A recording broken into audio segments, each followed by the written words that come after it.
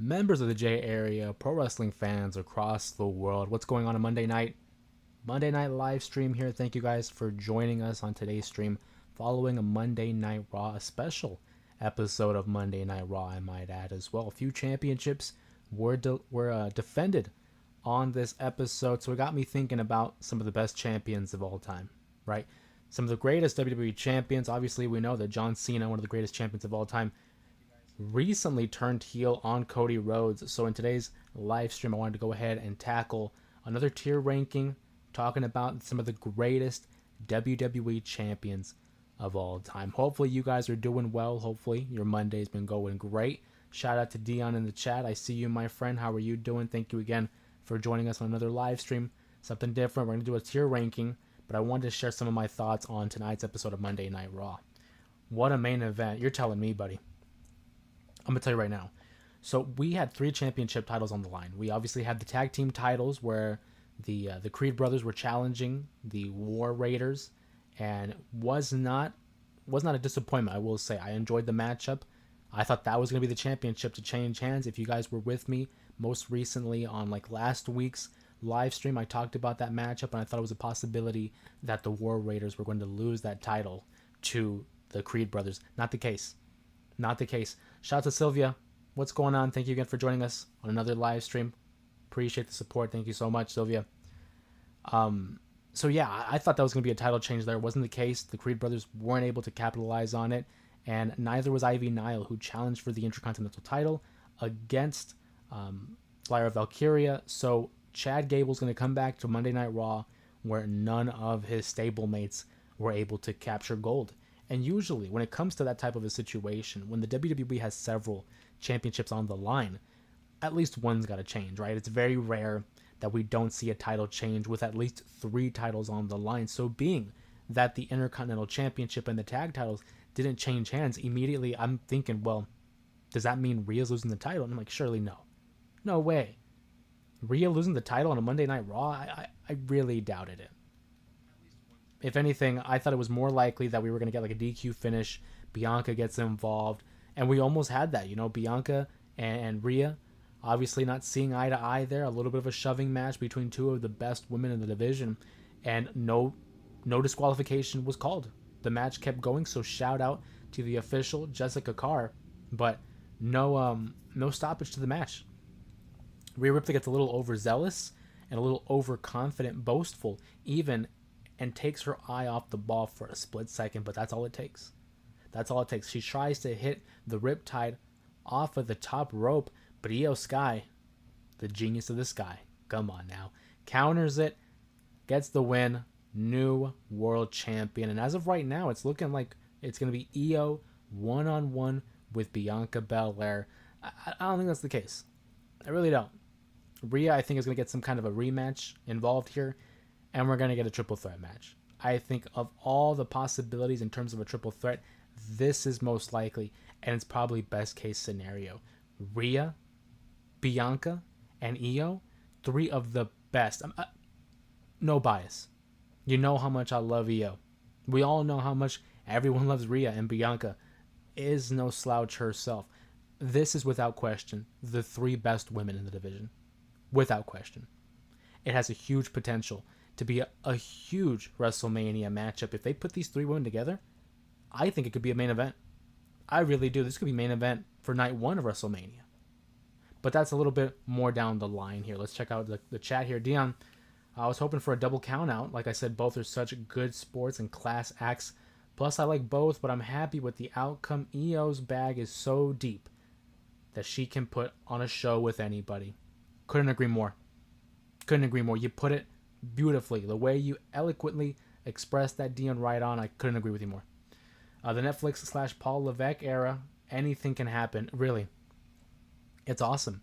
I love that idea of unpredictability. That's when wrestling is at its peak, is when you can't predict it. Sure, you have these kind of inklings, you have these ideas of like, okay, maybe this will happen. This could happen. Maybe not this can happen. But then you watch the show and it's like everything comes to fruition and it's like, whoa, can you believe it? I mean, hey, it was great. I thought it was a step up. I enjoyed all the segments really. CM Punk and Seth Rollins opening up the show with a huge brawl to set up their steel cage match in Madison Square Garden. Dude, you know we'll be there. You know we're gonna watch that. Dion says I believe so too because fans love all three. Do all the three baby faces on a main event. I mean, you could. All three baby faces on a main event. I think you could. I love the prospect of it. Surely Cody and Cena's main eventing night 2. That night 1 spot is open though, and I think it's between 2 matches for me. It's this matchup. If it becomes a triple threat match, it's this matchup, or it's whatever's going on with Roman. And right now, Seth and Punk have their own thing going on. I think Roman might be a part of it somehow. It's still open though. And they asked Triple H about that in one of the press conferences, I believe the one following the Elimination Chamber event. And he was discussing about the possibility of what would be the main event of night 1. Saying anybody really could be the main event of night 1. It's just all dependent on the story. If the story is good enough, if it's hot enough, if the fans want it, it'll be the main event. It could be anybody, he says. But, I mean, hey. Solid episode of Monday Night Raw. We also saw Penta, have a little action there with Ludwig Kaiser. In other news, I mean, for those of us who aren't familiar, Penta does have a brother, Phoenix, who has been stuck in AEW for a minute there, but it's been released that he is actually a free agent now. So expect Phoenix to make an appearance in the WWE, I think, fairly shortly. I really do. I think there's an opportunity here that Phoenix could be at WrestleMania. And I mean, hey, if you like Penta, some would argue Phoenix is even better. But the Lucha Brothers together, one of the best tag teams in the world. We are in for a treat, whenever that is the case. And for someone like Phoenix to be coming in, we're still waiting for Alistair or Malachi Black, whatever he wants to go by. We're waiting for him to make another return here. The roster is going to be ridiculous. It's already ridiculous, but hey. I screamed at the top of my lungs when EO won. Like you said, Rhea got overzealous dealing with Bianca. She felt a type of way because Bianca was cheering for EO to get back in it, which she did.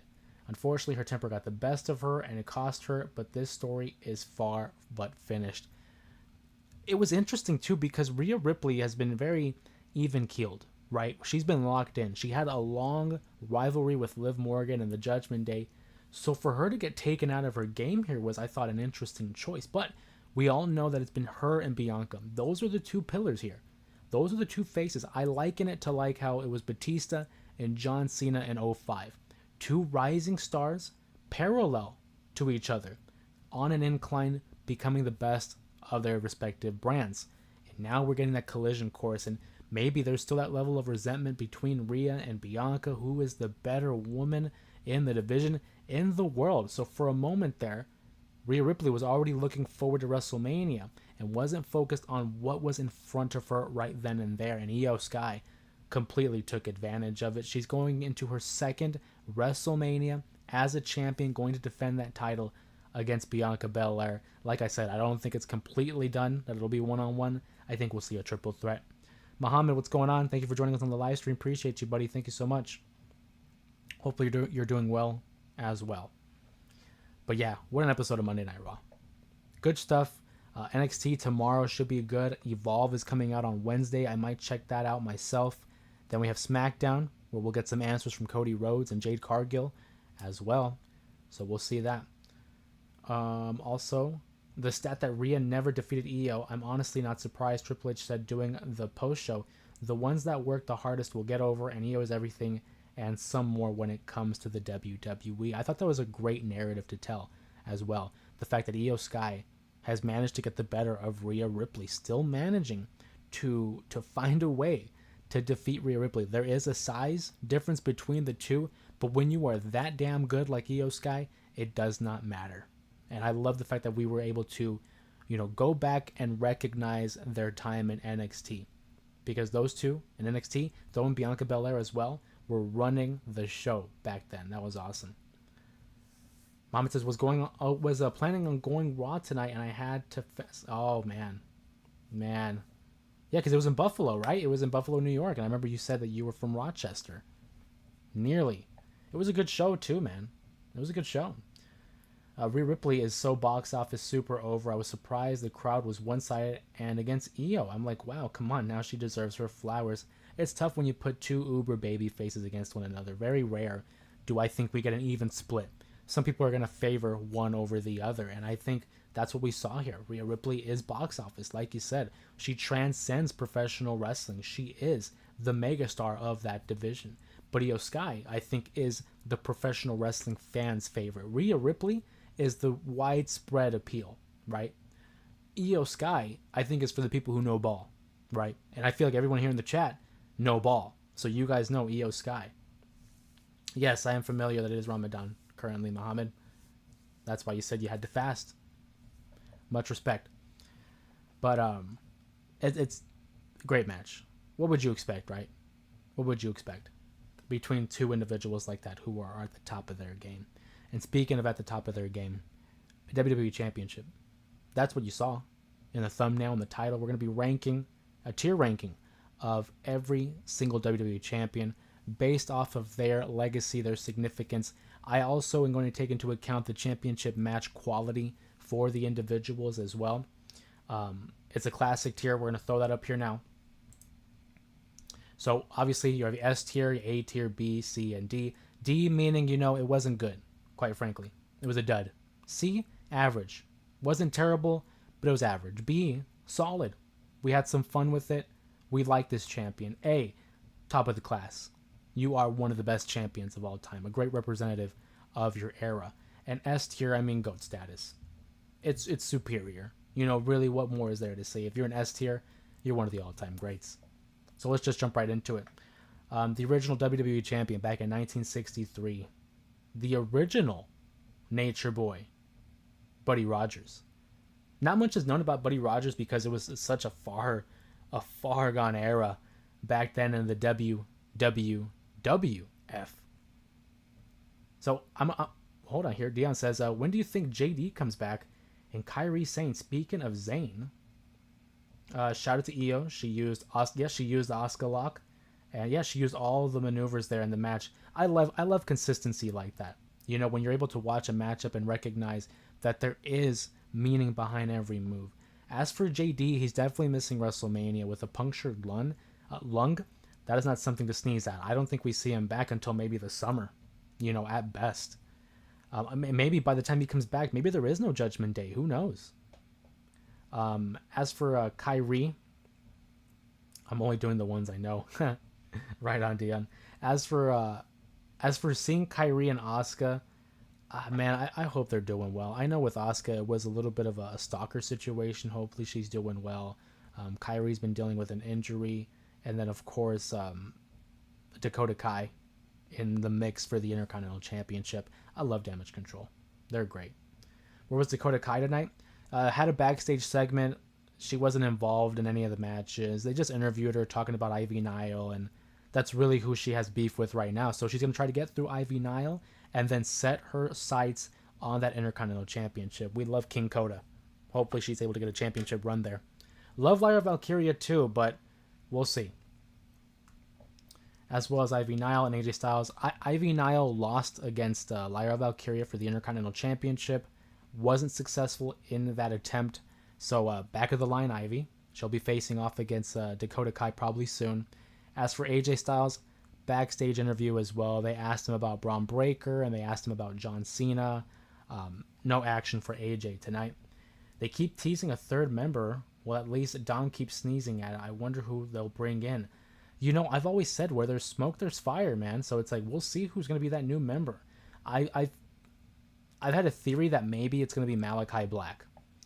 I don't think it will be, but I could see it being Malachi Black and just taking over the Judgment Day as his own entity. And like going back to that original, spooky type of look that Edge, Damian, and Rhea were originally in. Is he going to be a part of it? I don't think so. I really don't know. I really can't throw out a name, truthfully. Maxine Dupree was in the corner of Otis, who got a good match with Gunther. They made Gunther work tonight against Otis. What do you think was in the box? For Chad's mission to conquer his luchador problem. I don't know. I really don't. I saw a theory on Twitter that maybe it's a mask. In order to beat a luchador, he has to become a luchador. I really don't know, to tell you the truth. I was too busy trying to figure out who he was talking to, as if that was someone, of significance. But I don't think it was. I think it was just a figure to fill in for that story. But I've seen the mask theory. Aside from that, I don't know. I don't know. Maybe some kind of blueprint, some kind of plan for him to follow. But it'll be interesting to see him go up against the likes of Penta, Dragon Lee, certainly Phoenix when he comes in. I mean, love Lucha Libre. You guys already know that.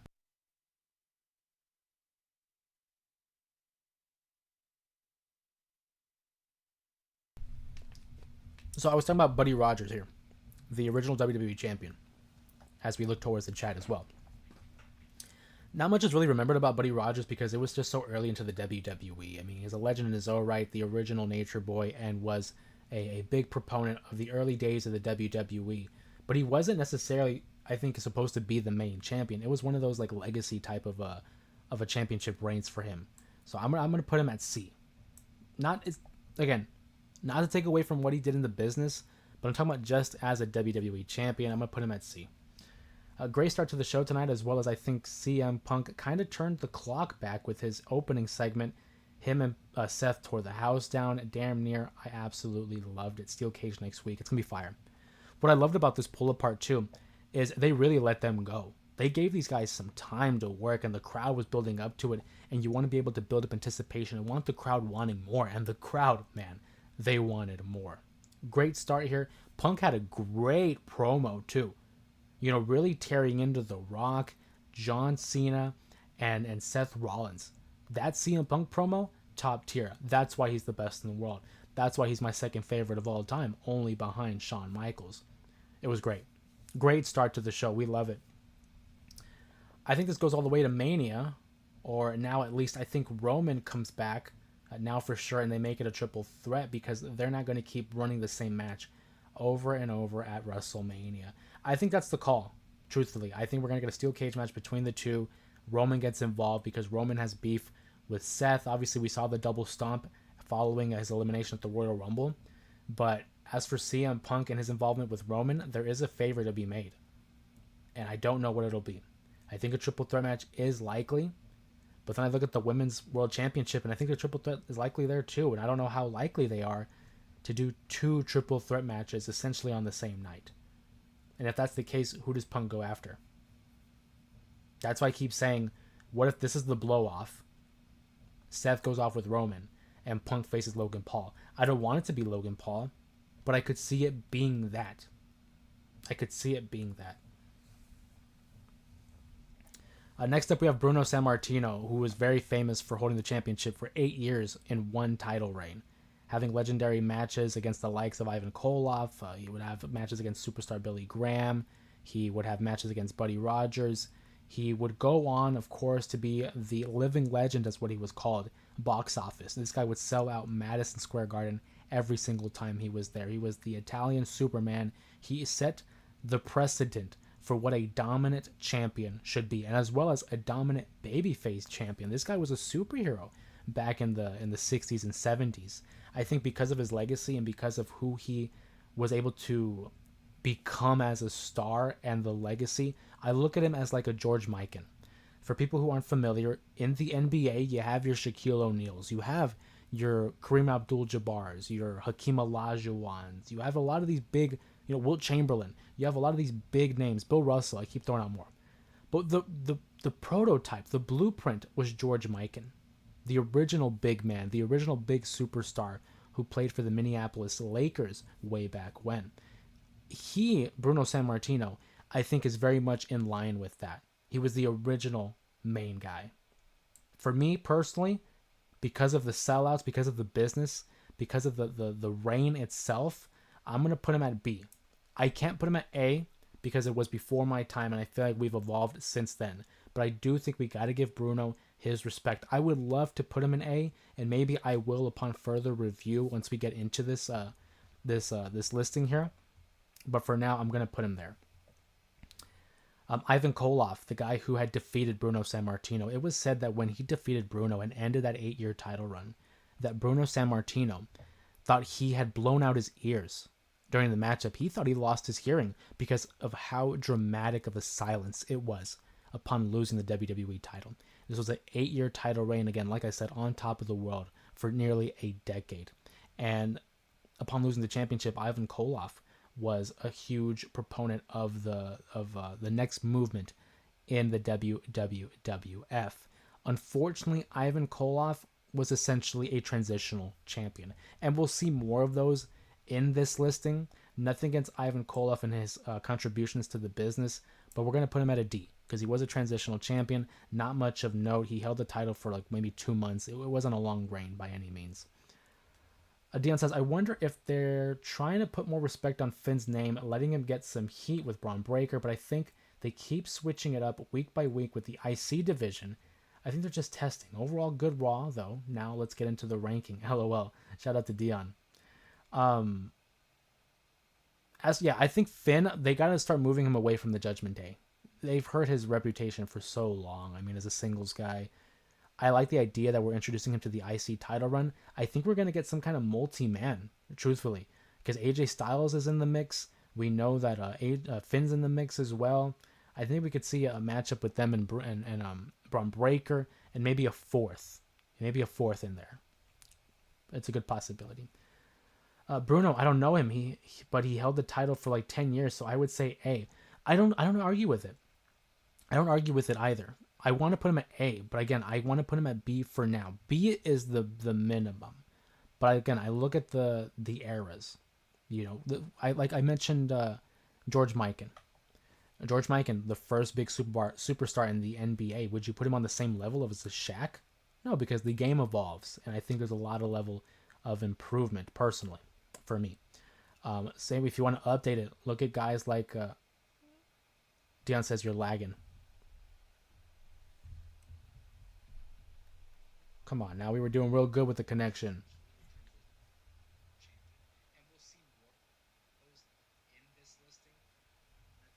As long as the audio's okay. How's the audio though, Dion? Because if the audio's okay, I'll take that, and then we'll just work around the video.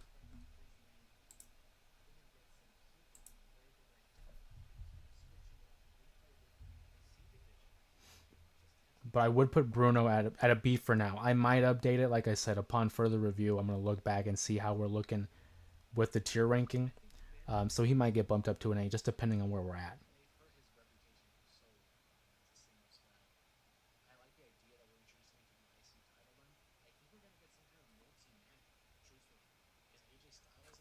I'm looking on my end and I see the lag.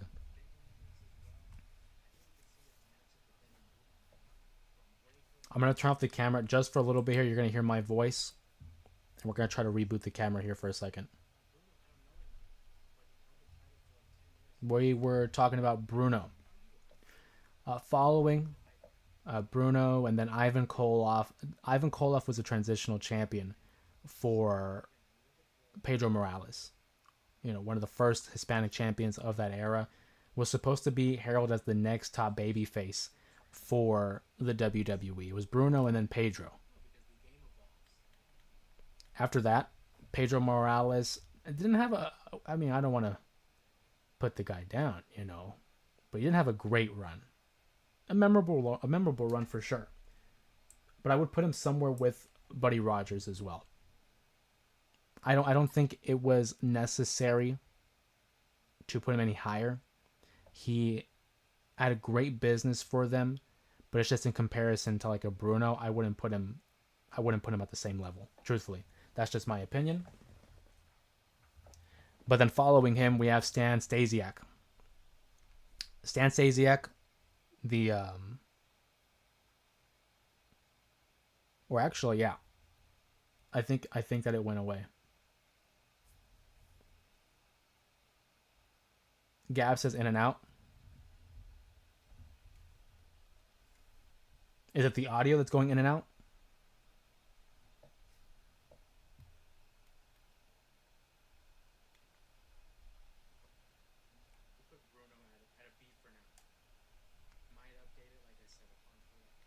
Yeah. Dion says it's still in and out, but it's the audio. Because like I said, with the camera, that's why I just turned it off for a bit to try to get it to.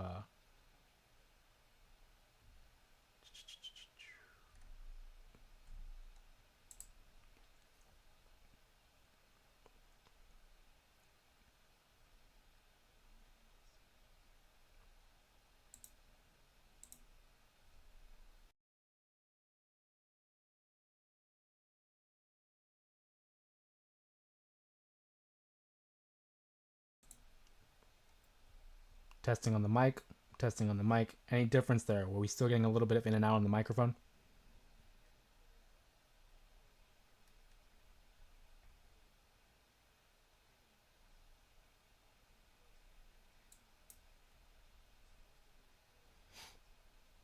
I'm gonna keep going. Let me know in the chat if there's anything different in terms of the mic. Like I said, the mic is really what I hope to retain. If the picture doesn't improve, that's fine. Like I said, I'm restarting the camera here. So,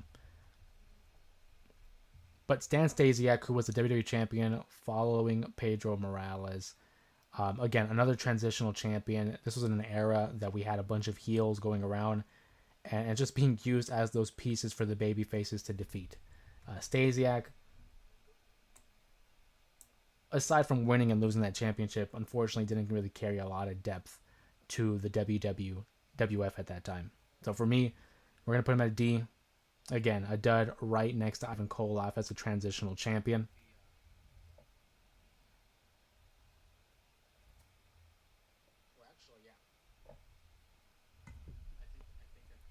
Following him was a superstar Billy Graham. Superstar Billy Graham really set in motion what the typical champion was as I'm listening to the playback just to make sure. The typical star was. I mean, this is a guy that Jesse Ventura and Hulk Hogan looked up to, had the body, had the mic skills, had the in ring personality. He could do everything. You know, he was one of the best heels. He had the superstar gimmick for a reason. That moniker wasn't just a gimmick, it was a lifestyle. I'm just getting a notice here. Gab says, yes, it's the audio.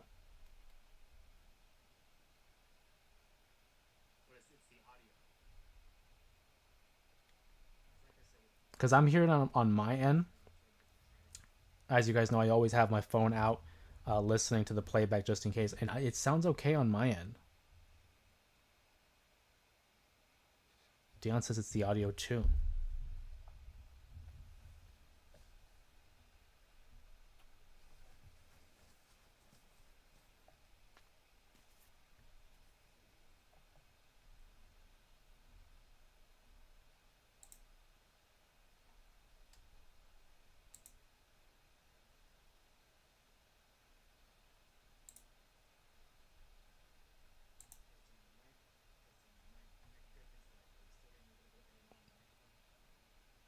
Any difference now? I feel like there's a slight delay when it comes to the chat and as I'm speaking because I get the responses at a certain delay. I think it's like a 20-second delay.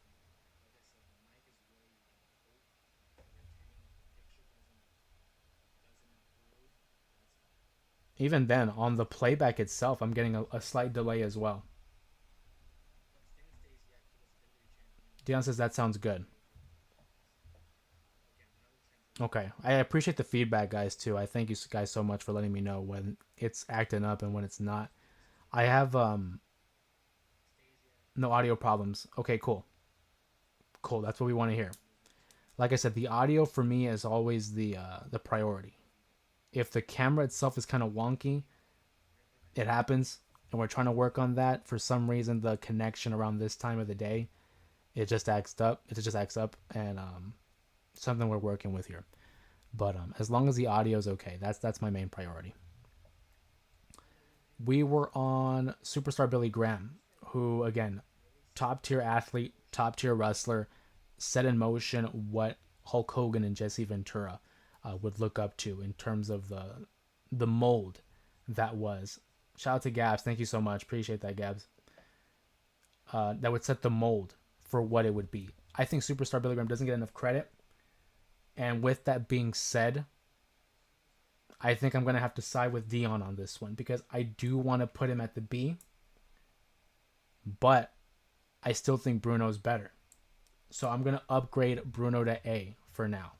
Dion agrees and says might be B. I'm 100% with you. I think he's at B, which isn't bad. That's solid. But in comparison to Bruno, I'm going to put Bruno over. So I'm going to upgrade him to an A. Next up is Bob Backlund, who, again, we were moving forward in the WWF. This was back before we had the WWE. It was the WWF. There was 3 Ws. When Bob Backlund came in, that's when we moved over to the 2 Ws, and it was the WW.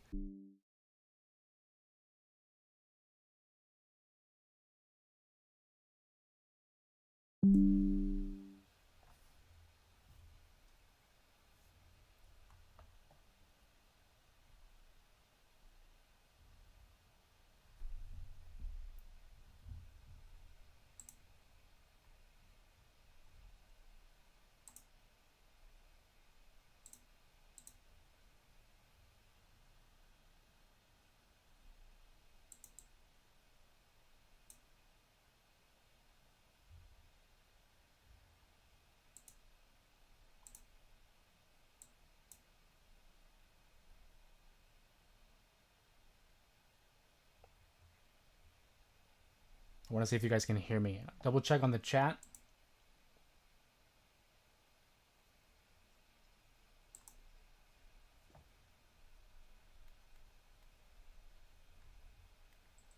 Running a test. You guys got me? Running a test. You guys got me? I see a thumbs up.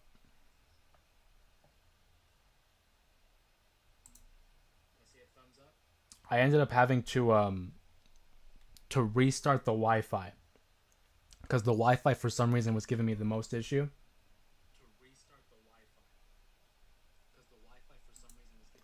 And now, as I'm looking at it, it's saying it's an excellent connection.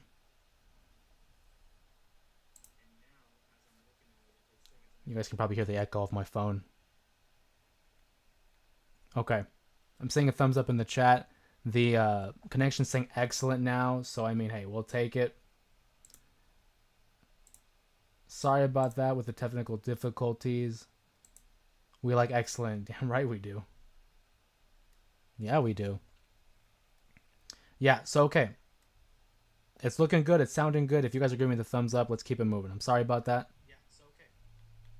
Luckily, we have a backup Wi-Fi when it comes to the great connection here. So luckily, we have the backup Wi-Fi. We'll get moving on that. We were on Hulk Hogan. I said Hulk Hogan, I think, has a level of credibility to be placed in the S tier because of the business that he was able to achieve with the WWE. I mean, him and the Rock and Wrestling movement, having WrestleMania as the show that he basically carried. Is that Hogan I see? Yeah, it's Hulk Hogan. And trust me, I think he could warrant being in an S, but his match quality to me wasn't the best. And I'm going to bump him to an A. I think if someone were to tell me S, I wouldn't be mad. But being it's my list, I'm going to put him at the A tier. Because we're going to get a lot of other guys that are way better in the ring, respectfully. I mean, not even respectfully. They just are. They just are. Andre the Giant literally held the championship for minutes.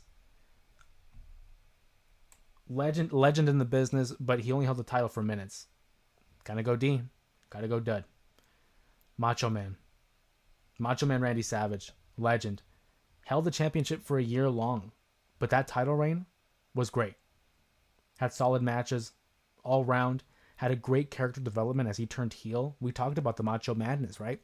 We had the live stream talking about Macho Man and that story, that year-long story of him and Hulk Hogan and the deception and the betrayal, the paranoia that he developed over time as he was, fixated on Miss Elizabeth.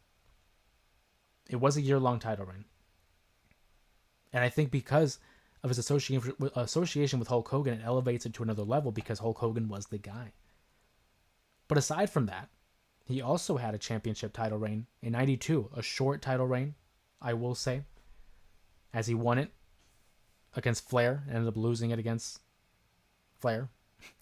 And it was a short title reign. And coincidentally enough, both title reigns were at the hands of Miss Elizabeth and that paranoia. Macho Man, one of the all-time greats. I'm going to put him at a B. I see you, Dion, in the chat, says a C or B. I'm going to put him at a B. I'll put him at a B. Can't put him at an A, but I can certainly put him at a B and feel comfortable about it. Next up is the Ultimate Warrior. Ultimate Warrior was their attempt at finding another face of the company. You're going to see a lot of that in this list. Ultimate Warrior, he wasn't the best wrestler, but he certainly had one of the best characters. The promo style was a little unique for me, but his championship match against Rick Rude at SummerSlam I thought was solid. His matchup against Hulk Hogan, where he won the title, I thought was solid as well. He would lose the championship to Sergeant Slaughter, who we'll get to in a moment here. But for me, Ultimate Warrior, again, a legend. But I'm going to put him at a C. I can't put it anything above. Above a C. Oh, you said D. Dion says D. I'm going to put him at a C just because of the optics. You know, we look at Warrior. I remember the championship designs. I remember like I was there live. I wasn't alive at the time. But I'm going to put him at a C because I enjoy his work with Hogan. I enjoyed the Rick Rude match at SummerSlam. Could it have been better? Absolutely. You say D. I'm not mad at it. I could argue high D, low C. And I'll meet you in the middle there. Sergeant Slaughter is transitional champion. You guys know how I feel about transitional champions. Held the championship for the Royal Rumble. Dropped it about 2 months later at WrestleMania 7 to Hulk Hogan. Keep it moving. The Undertaker. The Undertaker wasn't really known as a champion. He was an attraction. But he held the title in 91 for like a week. Got the title back in 97 in a not so memorable title reign. 99, it was like a month he held the championship. And in 2002, he held it for a couple of months. It was from May all the way to July. Vengeance, the triple threat. Not memorable title reigns, but these were matches where he had against The Undertaker, against Jeff Hardy in the ladder match, a great triple threat match against Kurt Angle and The Rock. I look at his matchups there. He had great moments in the Attitude Era with the title. Dion says A. I can't put him at an A, truthfully, because I'm going off of title reigns and the match qualities. The best I can do is a B. I think The Undertaker as the world champion, the World Heavyweight Champion in the 2000s, far better. Far better than his WWE title reigns. Because that first title reign in 91 lasted a week. The 97 title reign, no substance in my opinion. It's a blink and you miss it. It was a bad match at WrestleMania 13. His best match was SummerSlam when he lost the match. When he lost the title. Then in 99 he held it for about a month or two. 2002's title reign was his best. But it's not enough for me to put him at A. Next up we have Ric Flair. Ric Flair, two-time champion. His best moment came from the Royal Rumble win. All-time great legend. All-time great legend. Had a great match against Randy Savage at WrestleMania 8. A good match against Bret Hart as well. Dion, you're right on the money. I agree. That's where my head was going. We'll throw him in there in a B. I think B. Again, because Flair wasn't really a WWE champion. I mean, he was. But we look at him as a WCW or an NWA champion. Far more. After that, Bret Hart. Bret the Hitman Hart, a 5-time WWE champion. Hey, what's going on? I see you, my brother. P-Dub in the chat. Appreciate you. We're doing a live ranking of the WWE's champions. This is my personal list. I'm going off of match quality, title reign, memorable moments as well. And again, it's my personal list. Please feel free to throw your guys' opinions in the chat as well. Bret Hart, I mean, this guy was a WWE champion 5 times over. Solid showings against the likes of Owen Hart, against Yoko, against Shawn Michaels. Even managed to get a good match out of Diesel, in my opinion. Taker, at times. Dion says A. I'm going to do one better. I put him at an S. I think he's one of the greatest WWE champions of all time.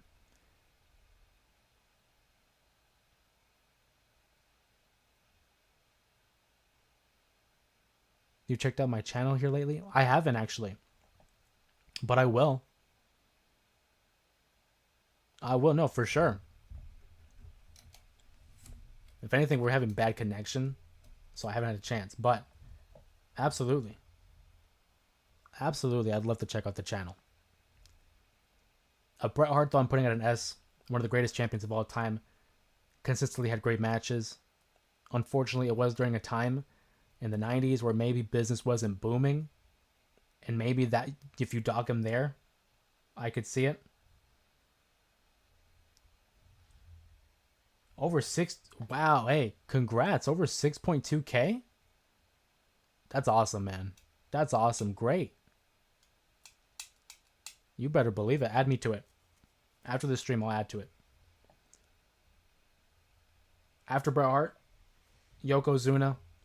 Yokozuna, legendary member of the NOI family who portrayed a Japanese wrestler even though he has no Japanese in him whatsoever. Dominant heel figure who I think was like a throwback to the past of the foreign giant, the foreign menace. He had great mobility for someone of his size, but I will say his match quality, maybe not the best. In a week, bro, that's the crazy part. I haven't seen that. Whoa, I gotta hop on the bandwagon then, brother. Right on. Right on. For me personally, though, Yoko. I'm looking at the list, right? I'm not going to put him over Hogan. I can't put him on the Taker list. Or Randy. I think I'm going to have to agree with Dion here. Yoko C. I'd have to agree. And it's nothing personal. It's nothing like it was a bad title reign. It's just in comparison. Same thing with Diesel. Diesel was a champion in 1995 for full year. His best match, I think, was against Bret Hart and by Shawn Michaels. But aside from that, not memorable. We know him for the 95 reign of terror, where apparently it wasn't doing big business. It wasn't doing big business. P-Dub says in the chat, what are we discussing tonight, bro? Sorry, I was just a little proud. Nate, don't be sorry. Don't even be sorry. It's all good. A win for you is a win for us. I will say that. Right on. Don't even apologize. Congrats again. Congrats again, brother. Proud of you.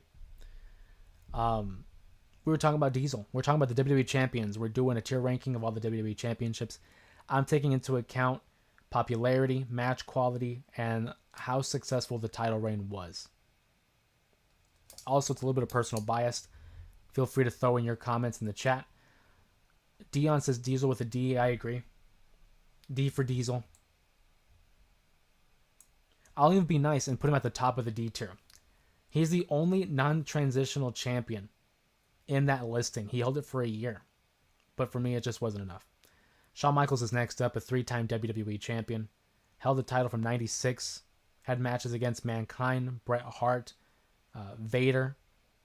He would hold it in 97 as well, where he actually would hold it for a month, now that I think about it, because he won at the Royal Rumble in 97 and then dropped the title, so that was a real quick blink and you miss it. In 97, he wins the Montreal Screwjob. He wins the title. Has a match against The Undertaker. A good match against Austin at WrestleMania 14 to pass the torch over to him. Dion says S. I can't put him at S. And Shawn's my favorite of all time. Shawn's my favorite of all time. I don't think I can put him in S. Because his second title reign only lasted like a month. His first title reign, I thought, was solid. I thought it was great. I think it was his best title reign. His last title reign in 97 to 98 was good, but I don't think I can put it at S. I'm going to put him at A. And Shawn's my guy. That's me not being biased. I could easily say S, but I'm going to take into account that it was a short reign. Psycho said, he's the GOAT. I'm biased. He is the GOAT. No question about it. He's the GOAT. But in comparison with the title reigns, I can't put him over. And I love Shawn. That's my guy. Sid. I'm sorry, Sid. I really am. But it was not a good title reign. Or the two. He had 2 title reigns, technically. So, no. What about 02? He was the world champion. He was the World Heavyweight Champion. So that's why we're taking into consideration. This is only for the WWE title, not the World Champion. This is the WWE title. And then on top of that, his World Championship reign in 2002 lasted 4 weeks. He won it in the Elimination Chamber, had one successful title defense against Rob Van Dam, and then dropped it to Triple H at Armageddon. Psycho said at a D. I agree. Stone Cold Steve Austin. Dude. Where else? Where else? That's an S tier. 6-time WWE champion. Was the face of the Attitude Era. A great, memorable run in 98. Having solid matches against The Undertaker. The classics with The Rock. Triple H back, towards the end of his career, or the end of the run, I should say. S tier. S tier. I don't even think I have to argue that. I really don't. After that, we have Kane. Kane held it for 1 day. And I want to keep in mind here, World Championship doesn't count. He held the WWE title for a day. That's a D tier. The Rock. The Rock, last time I checked, I think it was like an 8-time champion. Memorable title reign in 2000. Good run in 98 that led into 99. 2002, I thought was a great title reign for him, and he only held it for like a month and a half. But he had matches against Eddie Guerrero, the Triple Threat match at Vengeance, the Brock Lesnar matchup. Part of me wants to put him in S, but I can't put him on the same tier as Stone Cold because of the length of the title reigns. I do take that into consideration as well. How long did you hold the title?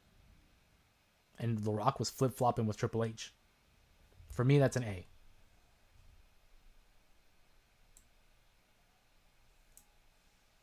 Mankind. Mankind, a 3-time champion who combined for 47 days, I believe, as the champion. Dion says S.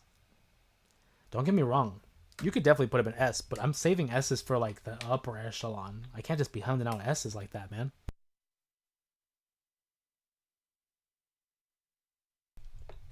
Just want to double check on the mic. Still good, guys?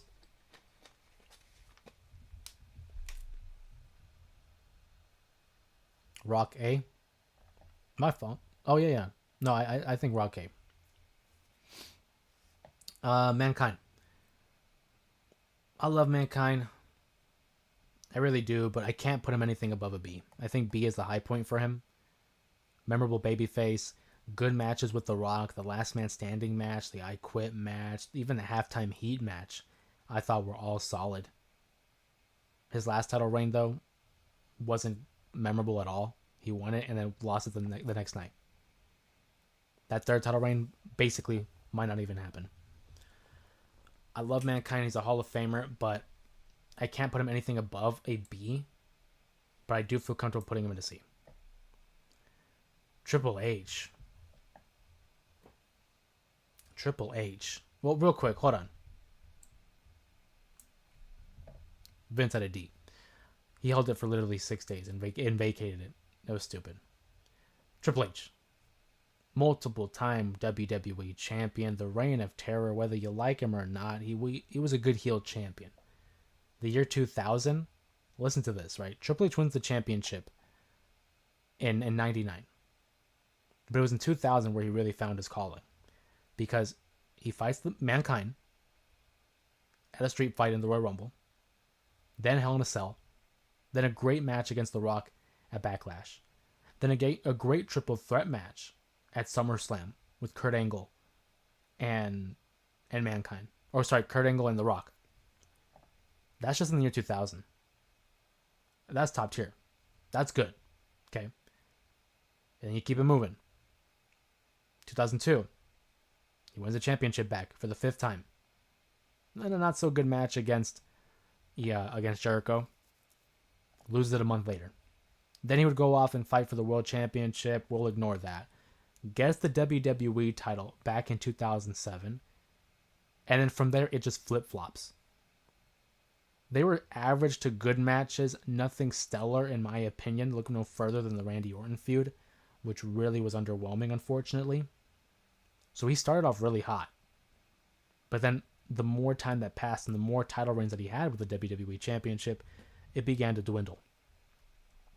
If we left it just from the first 5 title reigns, I would feel really good about putting him up higher. But I'm going to put him at B. And I see Dion. Yep, I agree with you, Dion. The Big Show.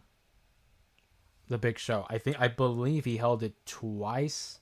One in 2000 that lasted a couple of months. And then in 2002, he held it for a month. His memorable matches would be against Triple H in 2000. In 2002, Kurt Angle. Aside from that, nothing of note.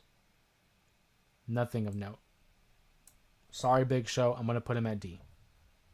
No disrespect. And again, this isn't a detriment to their legacy or what they've contributed to the business. I'm talking just strictly how they were as the WWE champion. Next up, we have Kurt Angle. Kurt Angle, who won the WWE title like what, maybe 10 months into his career, would go on to hold that championship for, several months on end, would lose it at No Way Out against The Rock. But it wasn't until like the mid 2000s, specifically 2002, is where he picked up some steam. He won the championship at Armageddon 2002, defeating The Big Show, ironically enough. And then from then on, he defeated Benoit in a great Royal Rumble matchup. WrestleMania 19, a great match against Brock. A triple threat match that had Big Show and Brock, he won the title back. A good SummerSlam matchup. The Iron Man matchup. Solid. I believe he held it maybe 4 or 5 times as champion. I'd have to double check. Love Kurt Angle as a champion. Great matches every time he defended the title. But he didn't hold him long enough, personally. I see you changed your mind. Because I think B.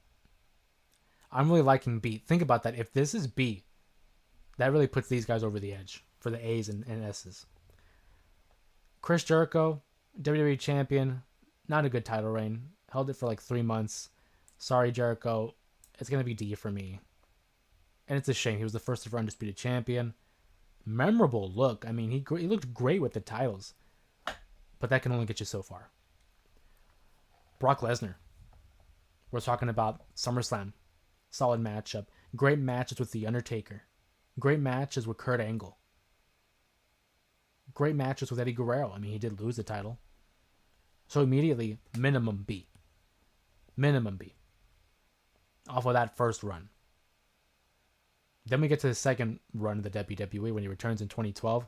He would win the WWE Championship in 2014 in a squash match against John Cena. Then from there, he would go on to have a memorable run with Roman Reigns, on and off again because the feud would never end. It was okay. There were some good matches. A good WWE matchup against AJ Styles, even though he was the Universal Champion. So that kind of disqualifies the point. I take that one back. But that first run in 02 to 03, I think was solid. That's why for me it's minimum B. Dion, I might be inclined to agree with you here with a B, because once we get to the second half of the 2010s, it kind of diminishes, especially because a lot of his work was with the Universal title. That's a B. Not a bad listing, though. Eddie Guerrero. Eddie Guerrero only held the championship from March into July. Had a great showing against Brock, Kurt Angle. He even got some work out of JBL. Dion says I'm going off of Brock's early years. This is true, but you do also have to take into account he did hold it in 2014 and 2015. And for me, that's why it kind of gets dragged down a little bit. Because his Universal title run is a completely different run. But I agree with the B. Eddie Guerrero, great matches against the likes of, like I said, JBL, Kurt Angle, and Brock Lesnar. But I'm a big Eddie guy. You guys already know that. I love Eddie Guerrero. I'm going to put him at a C. This is for title runs. And I put him along the likes of like a Mankind. Love Eddie Guerrero. But I think guys like Brock, Kurt, Taker, Triple H, Flair, Savage had better. I think they had better. JBL, a great heel run. A great heel run. His best matchups, though, were against Eddie. Against Taker, it was okay. The Fatal 4-Way match at Armageddon was okay. Steel Cage against against Big Show was fun. His John Cena match was good, too. But I'm going to put him right next to Eddie.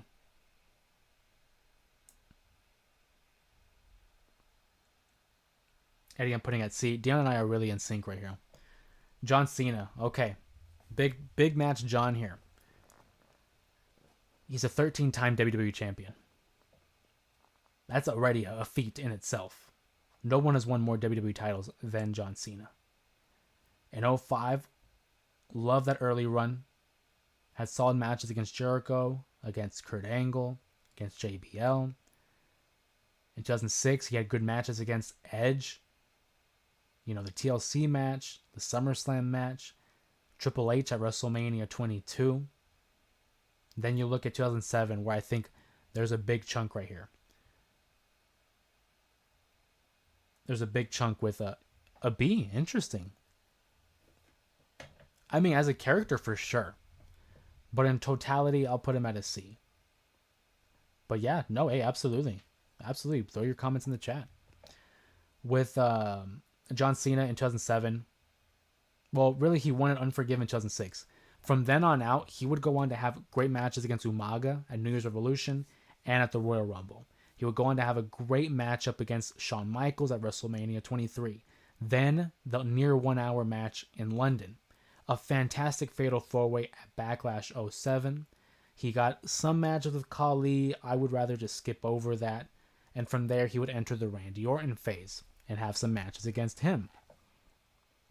Later down the line, as we fast forward throughout his long and illustrious career, in 2008, he wouldn't have the WWE Championship with him. In 2009, he would flip-flop with Randy Orton. You know, they would win at SummerSlam, Breaking Point, Hell in a Cell, bragging rights. Until finally he dropped it at TLC against Sheamus. His next big run of matches for me was in 2011 when he fought CM Punk. Money in the Bank, SummerSlam, great showings there. From then on out, he wouldn't have the WWE title until 2013 when he defeated The Rock and had okay matches, but it wasn't until SummerSlam with Daniel Bryan where he had a great match. Then he would go on and have good matches with the likes of AJ Styles, which really are top tier. Royal Rumble 2017, look it up. Great match.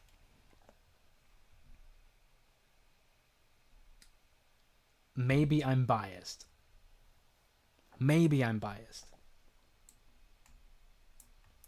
to put him at S. Far more greatness in that title reign than bad. That's just my opinion. You're free to disagree. Dion says at A. A's a good one.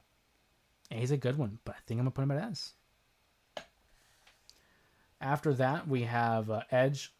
Edge, who won the WWE title 4 times. The first one was like a transitional phase. I love Edge as a heel champion, though. His best stuff was with the World Championship, though. I will say, a 7-time World Champion. Only held the WWE title 4 times. His first reign lasted like 3 weeks. His second reign was in like 2008. And that lasted a few months as it would go into WrestleMania 25. Not memorable, in my opinion. Might be S. I forgot some of their feuds. Maybe, but hey, you're free to disagree. Don't feel like you have to, agree with me. You're free to disagree, absolutely. Edge for me is a C. I think his better work was with the world title. I really do. Next up, RVD. I love Rob Van Dam, man, but I can't put him anything high. I can't. He won it in June and dropped it in July. For me, that's a transitional champion. I love RVD, but I can't put him high. Next up, we have Randy Orton. A dominant run. I mean, that 2009 run as a heel, great work. Great work. Even in 08, it was good work as well. I look at him as a world champion, but I put Randy Orton as a Edge C. I agree with you. Randy Orton for me is a B. For me personally, it's a B. Jeff Hardy. Hold on, I'm going to take a swig.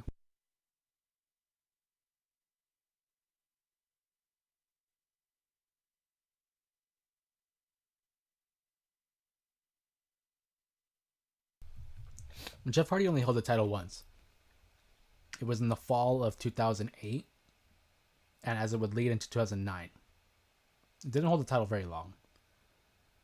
I like Jeff, but again, I think most of his memorable moments as a champion was with the World Championship. For me personally, D. Right next to RVD, it's the same for me. Great wrestlers, great stars, love them to death, but it's just that wasn't their title run. That wasn't their title run for me. Who's that? Oh, Batista? Batista's a world champion guy as well. He held the WWE title at one point once for 1 day and had to vacate the title. And the second time he held it, he dropped the title because he won at Elimination Chamber 2010 and then dropped it about, a little over a month later. He's more of a world champion guy. More world champion guy. I'll put him as a D for the title runs. It's very loaded. You can see the consistent factor here with the Ds are their short title runs that are basically transitional, with the exception, of course, being like Diesel, who held it for a year but didn't really do anything of substance, in my opinion. Sheamus is a multiple-time WWE champion. I'm going to put him at a C, actually. I enjoyed his work as a heel, especially early on. He held it only for a couple months, but the title reign for me that means the most is in 2010, when he won the Fatal 4-Way matchup, held it for a few months, got it with Randy Orton. But I think the quality of it as a heel goes over the fact that all these other guys below him held it for so much less. Next up is The Miz. Man, this D list is going to get loaded up because I'm going to put him at a D. Held it for several months on end. Didn't really have good matches. Didn't have any memorable moments. And his second title reign lasted a week. Now we're talking CM Punk. 434 days as champion. A great title run in my opinion. The initial title run, short, but it was a great match against John Cena, both at Money in the Bank and at SummerSlam. That championship title reign, the 434-day title reign, listen to this. Listen to this. So he wins the championship at the Survivor Series in 2011, goes on to win a triple threat match, a TLC match. Royal Rumble, good match against Dolph Ziggler. Wins the Elimination Chamber in a solid field that had guys like Ziggler, Miz, Kofi Kingston, etc. Good matchup with Chris Jericho both at WrestleMania and at the Extreme Rules event. Then he would go on to have a feud with Daniel Bryan. I don't have to tell you how good that is. Would then move on to John Cena having a match at SummerSlam against the Big Show. He was involved too. Ryback I like to skip over, but I can't. Then he has The Rock at Royal Rumble. CM Punk was on a roll. Was the longest reigning champion in the modern era for a long time. For a long time. I think his title reign here is far and beyond some of the best work that WWE has done in a long time. Solid matches. AJ says D is supposed to be the worst. D is supposed to be a dud, yeah. D is, it's forgettable. Okay, maybe not forgettable, but it's just the quality was not good. The quality was not good. For me, I might be biased, but I want to put him at A. It's my list. It's my list. Dion says B. I'm not going to argue that. B is a good spot for him.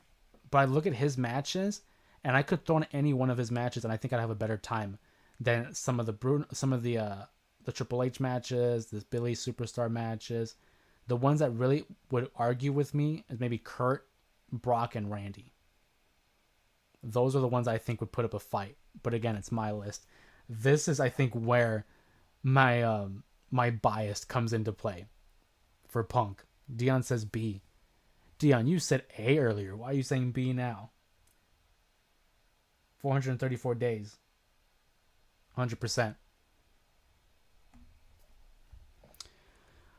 Ray Mysterio.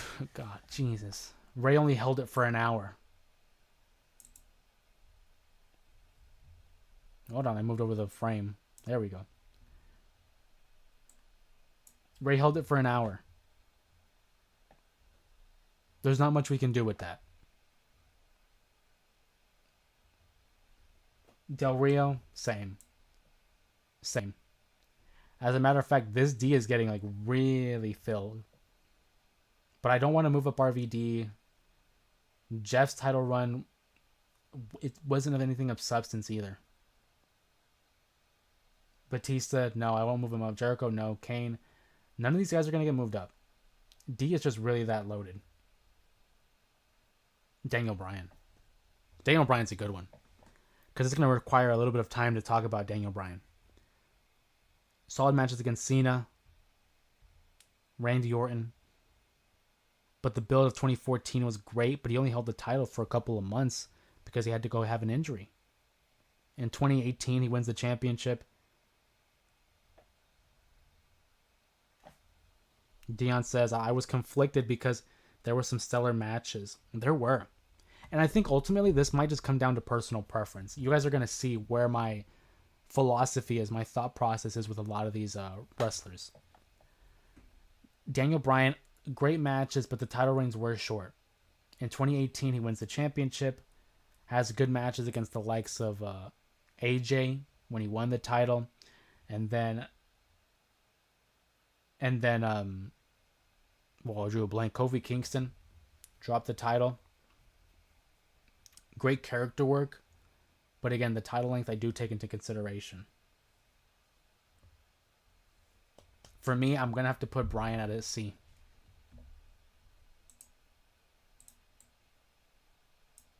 Great champion, love to root for him, but in terms of the quality and the length of it, I can't put it up any higher. Seth Rollins. Seth Rollins had the great cash-in, had great matches against John Cena. That really helps him in that department, for sure. But I think of more the Universal Championship with Seth Rollins. Because since then, he held it in 2015. Then in... Dion says B for Bryan. Bryan reminds me eerily of Mankind as well. And again, I might readjust them. This is just like a placeholder, and then I'll reevaluate them. Seth Rollins won the championship back in 2016. He would only hold it for a day, or not a day, like a couple minutes, because Ambrose would cash in. Wouldn't get a hold of the WWE title in 2017. 2018, he wouldn't get it. 2019, he would get the Universal Championship. Jan says, I'm going off of different things as well. Right on. Yeah, and it's your list. Nobody can tell you your list is wrong. It's your list. But he won the Universal title more. In 2020, he didn't win it. 2021, that was the last time he won it. For now, again, because I could change it, I'm going to put him next to Bryan. Or, I guess, Mankind. Dean Ambrose. I'm just going to throw in Dean Ambrose there, too. And again, this is just, it's fluid. I'm going to make adjustments here. But I think Dean Ambrose and Seth had similar runs here. Only held the title once. Had matches against AJ. But aside from that, it's like it wasn't of substance to me. He dropped the title to Seth C. No, I agree. He would win the championship in 2016. He would drop the title to AJ. Short title reign.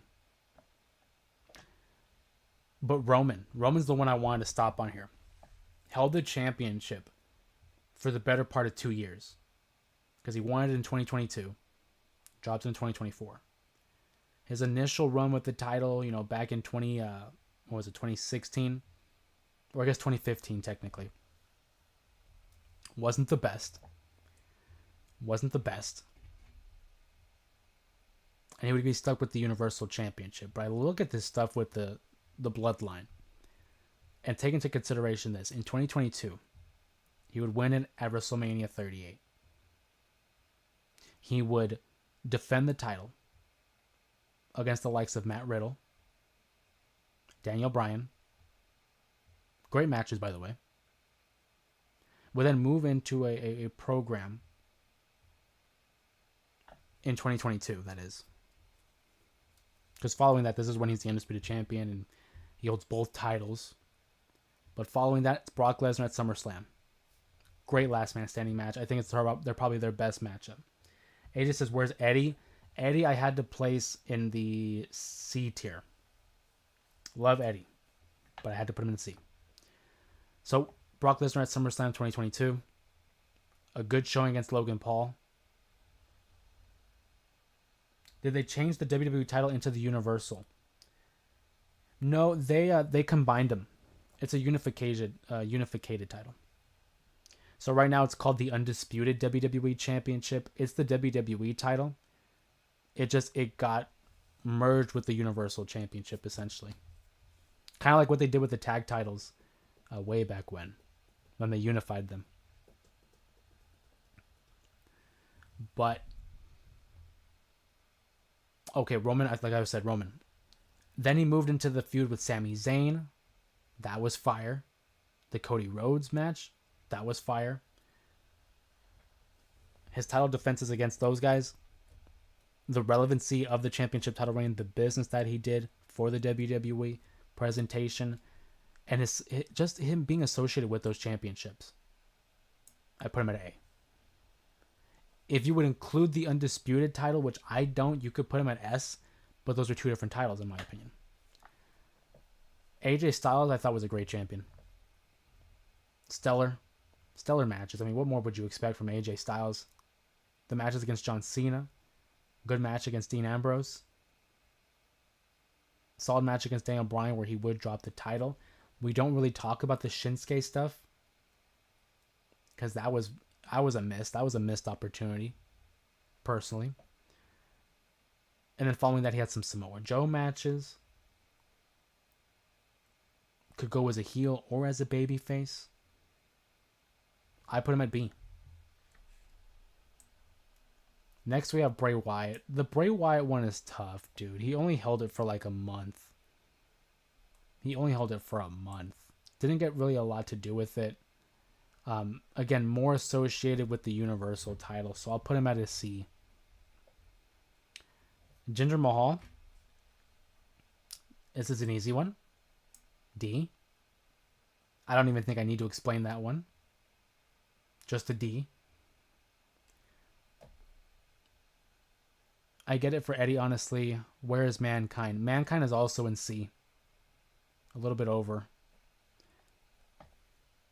Just because he only held it for 47 days through 3 title reigns.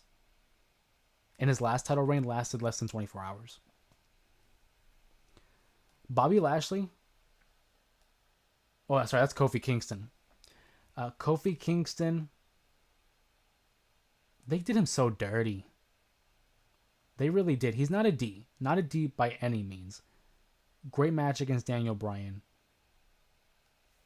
I enjoyed his stuff with Randy, but that SummerSlam matchup wasn't it either. It's a C for me. Drew McIntyre. Man, like Drew McIntyre got dealt a poor hand. In 2020, the worst year to happen because of the pandemic. There was no fans in attendance. He had a title run where he defeated Brock Lesnar. We remember his feud with Randy Orton as a big proponent of it. He had matches against Bobby Lashley. It's a shame that it was during a time when nobody... I mean, I don't want to say nobody was watching, but the quality wasn't the best. But he did carry the load while they were struggling there for a minute there. He did carry the load for a minute there. I don't think it's as bad as some of these C tiers. I think it's just because we look at it through the Thunderdome eyes. I'll put him at a B. Dion says AJ at A. I like it, but I put him at B. Bobby Lashley, forgettable title reign. And I hate to say it, but it was a forgettable title reign. I forget that he was the champion. But it's like most memorable for dropping the title to Brock Lesnar, winning it back, and then losing it without even really losing it in the chamber. They could have done so much better with Bobby Lashley.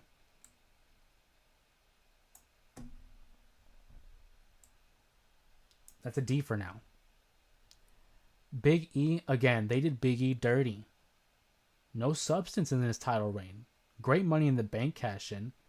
Good match against Roman that wasn't for the title. And then loses it at day one? For what? They did him dirty. Cody Rhodes. This is recency biased. So before I get to Cody, I'm going to reevaluate these here. Brett, Stone Cold, and John aren't moving. Those are some of the best of all time. Great matches, great stories, great quality of characters. Carried the business. Not negotiable. Shawn Michaels, you could make the argument, but I look at his last title reign in 97. Oh, sorry, not his last one. His second title reign in 97 and the ending one in 98. I can't put him above. I can't put him in an S. Rock, you can make the argument. I think Rock, you can make the argument, but I won't. Bruno is fine. Hulk Hogan, I think you could put him in S, but match quality, not the best. That's what hold it back. Roman and Punk, I'm fine leaving there. Triple H, Superstar Billy Graham, Ric Flair, Savage Taker, I'm fine. Kurt Angle, I'm fine. Lesnar, I'm fine.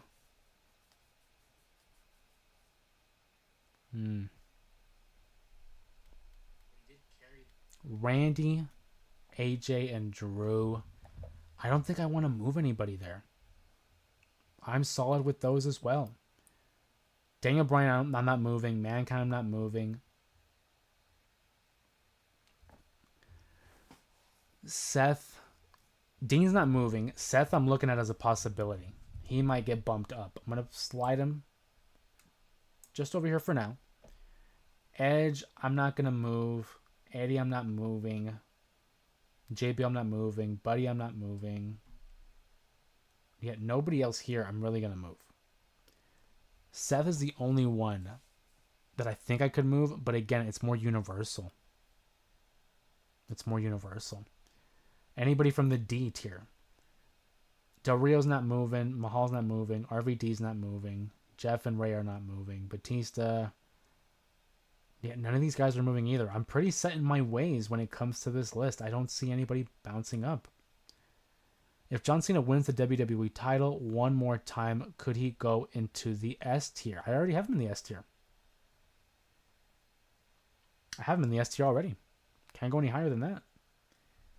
Dion says Big E at the C. I agree. Dirt E. Cody Rhodes, though. So Cody Rhodes, big business for the WWE. Big business. Love his match against Roman at WrestleMania 40. Love his matchup against AJ at Backlash. Had a good match against Logan Paul. Really did. Kevin Owens had some good matches there as well. Look no further than the Royal Rumble and Saturday night's main event.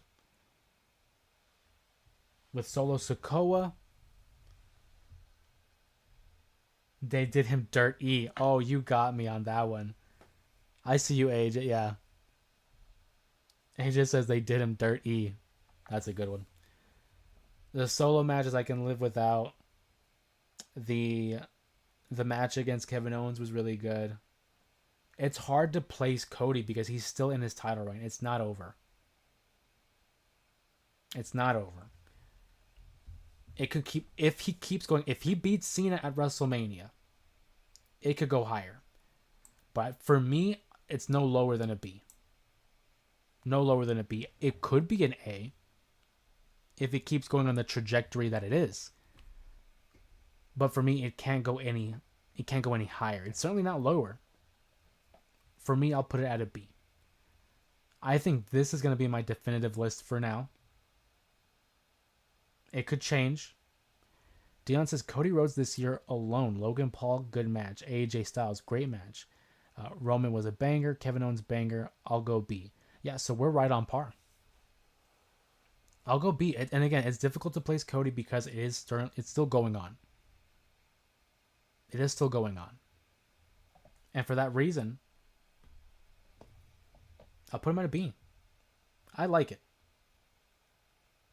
What do you guys think? Love to hear from you guys in the chat on where you would put somebody.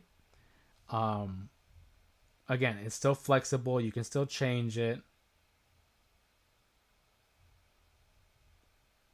But for me, this is the list I'm rocking with. Um, Even though he won it against Roman, he did defeat Roman.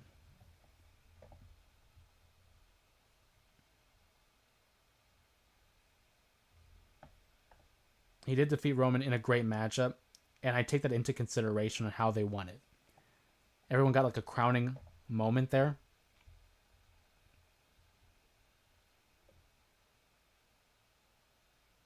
But for me, he's got to be there. He's got to be there. I like it. I'm not really going to change this one. And again, maybe it shows a little bit of bias with guys like Punk, maybe Cody. I don't know. I think this is as objective as I could get when it comes to the ranking here. But I appreciate the feedback there. Shout out to AJ, Dion, P-Dub as well. Gabs in the chat as well. Appreciate you. Well, let's see.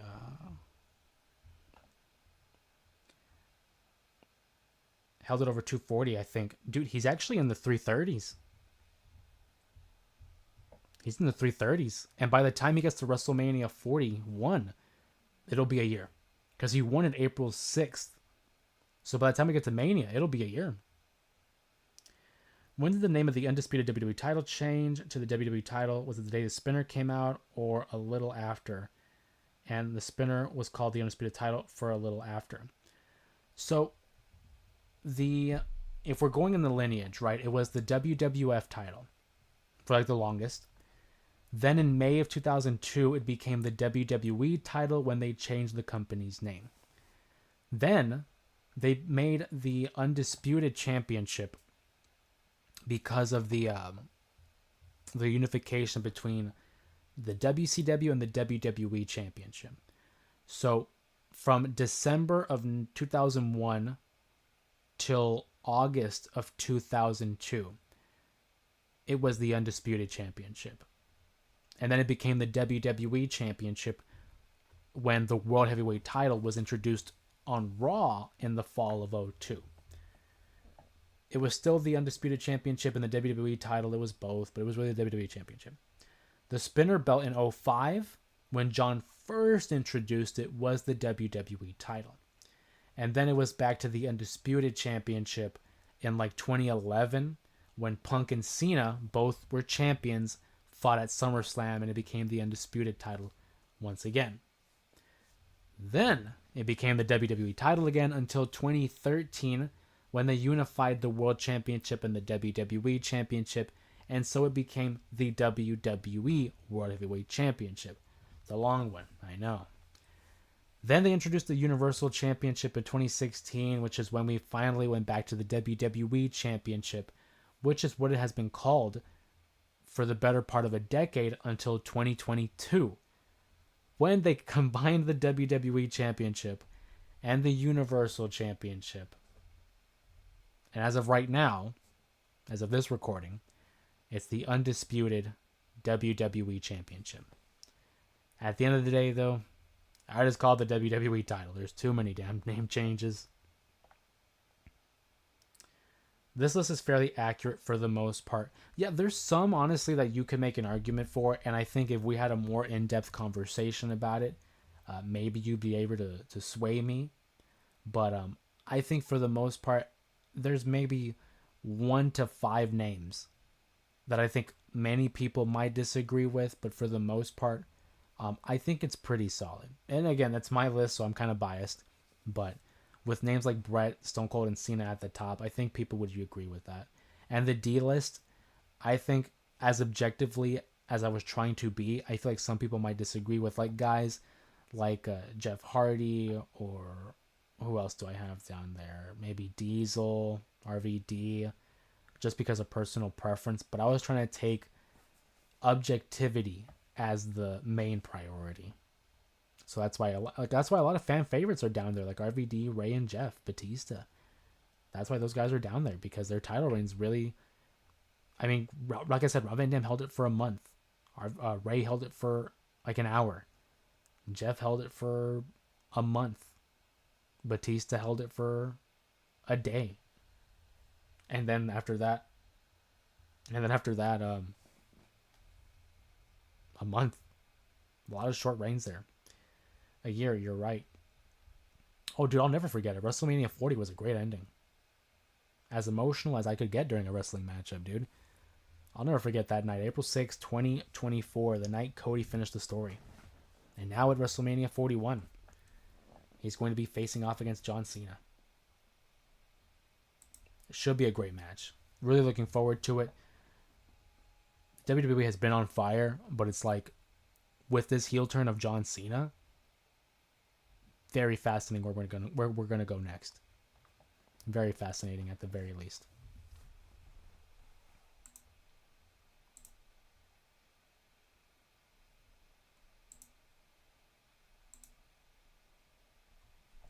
And even then, it all depends where they're gonna go. Is John Cena gonna win? You know, you don't have a huge heel turn like that just to have him lose. Maybe he wins. Maybe he gets 17 at Mania, and then when does he drop it? SummerSlam? I think so. I don't want to give away too much, because I obviously do my prediction videos. But I think there's a shot that John wins it, man. I really do. I really do. So obviously we have the live stream tonight. We have on more likely Thursday, I'm going to be uploading the AEW Revolution prediction video. We'll have our Thursday stream as well. As of right now, it looks like Eddie Guerrero is going to be the topic. Last time I checked, he was like at the 75% voting. 75% for Eddie Guerrero. So that'll be a fun one that I'm looking much forward to. I mean, Eddie Guerrero is one of my all-time favorites. Talking about his career, some of the great matches, some of the great storylines, the hard time that he experienced, especially with his demons there, and the success he found after finally getting clean. So, won't give away too much there, but I'm really looking forward to that. We'll have our Sunday stream per usual, some shorts throughout the week, and we'll keep it going from there. AJ says, I'm making an argument for Ray being the worst. I mean, it wasn't fair to him. He held it for but here's the thing, though. At least he defended it. Vince McMahon held it for 6 days, didn't defend it, and vacated it. Should have never happened. He won by accident. Then you have Andre the Giant, who gave it up in minutes. Andre the Giant held the WWE title for like minutes and tried to give it up to the $1 Million Man. So I would put those guys below Ray, personally. Because at least Ray got to defend the title and have a fighting shot. But for third worst, I'd give you that. I'd give you third worst.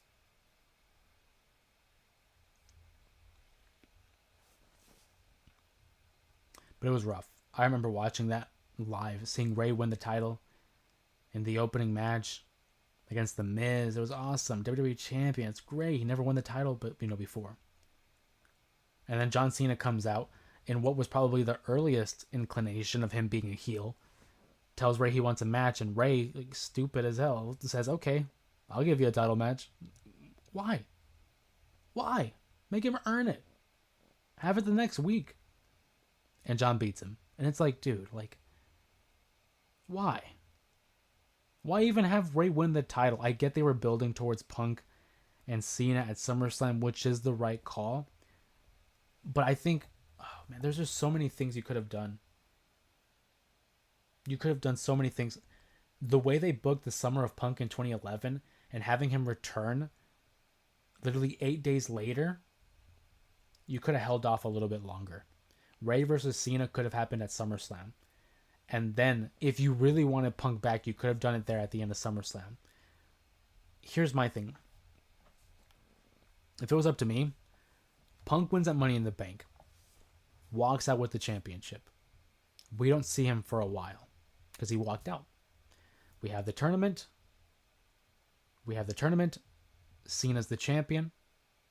Or, sorry. Cena beats Ray. Actually, no. Bump all that. We have the tournament. Ray wins the tournament still. Has his matchup against John Cena for the WWE title. Regardless who wins, you can still have Del Rio cash in. He can feud with Cena. He can feud with Ray because he already had established beef there. Doesn't matter. Go through your business, whatever the case may be. Have Punk return somewhere in the fall. Wins it at Survivor Series, but we don't see him for months on end. Why is CM Punk the longest holding WWE champion? Except Bruno, and he hasn't main evented WrestleMania.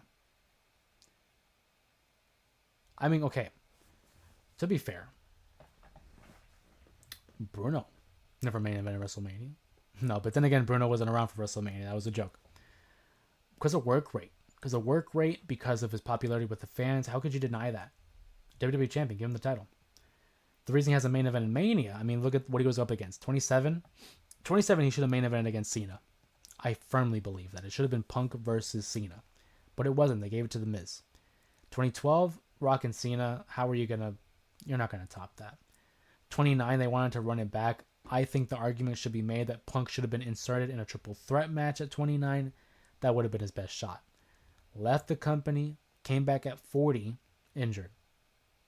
This is his best shot.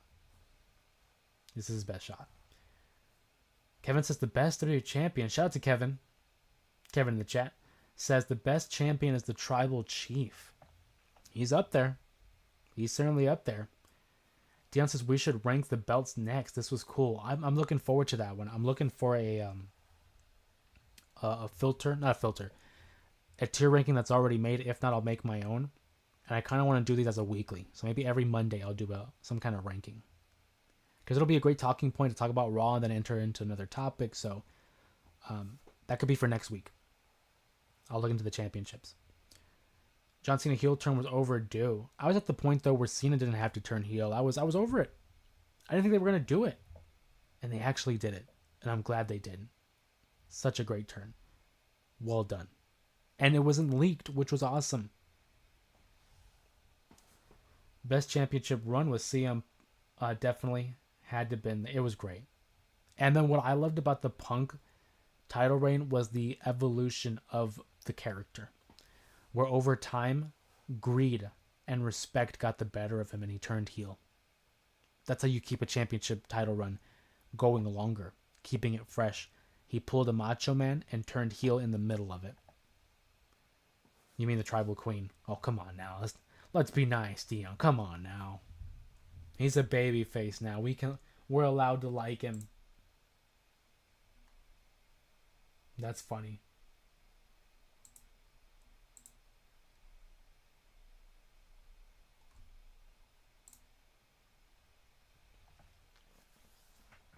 But yeah, no, I would love to do more of these tier rankings.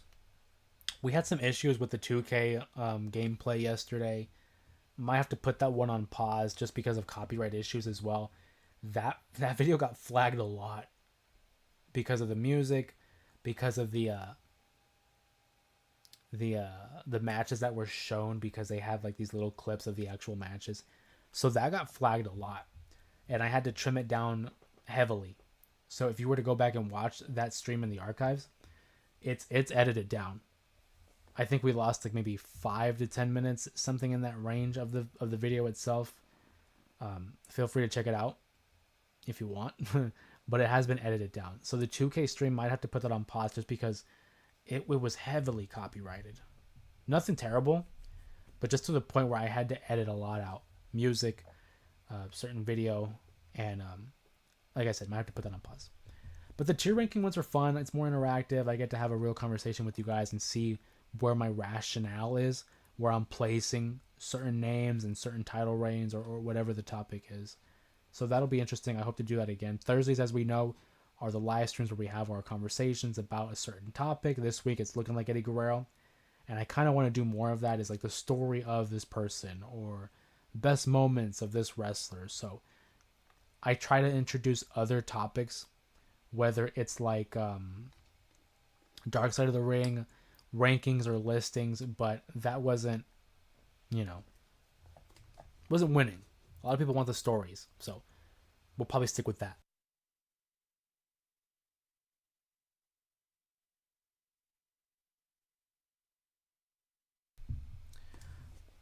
What's up, Kevin?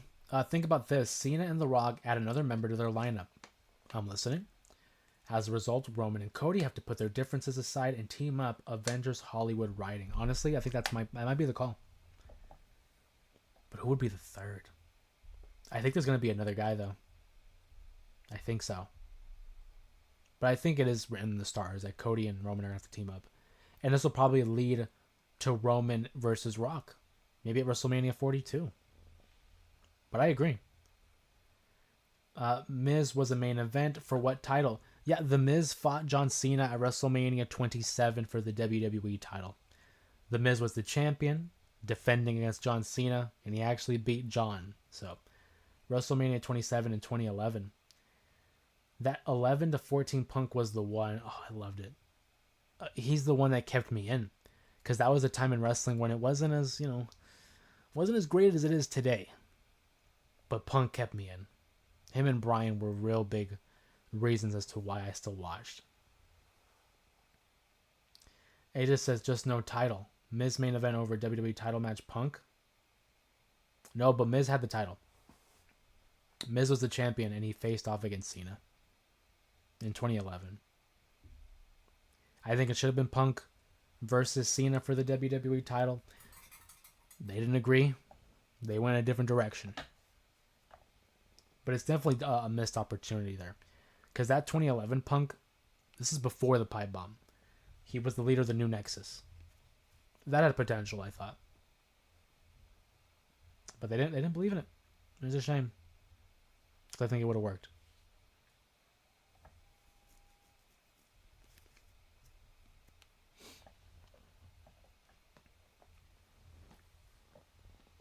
But yeah, on Monday Night Raw tonight, new Women's World Champion.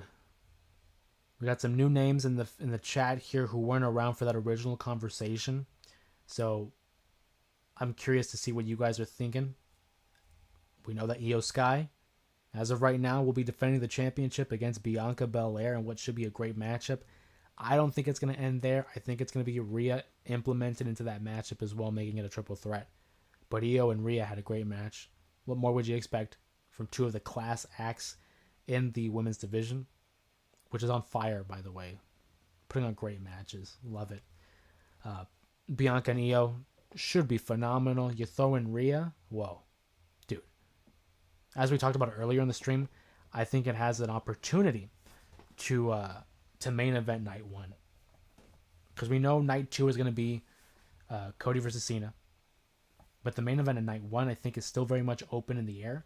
I think it's either going to be the Women's World Championship, Bianca, Rhea, and Io, or whatever Roman is involved with. And if Roman's facing Seth, if he's facing Punk, if he's facing both, that's the other matchup that could be the main event.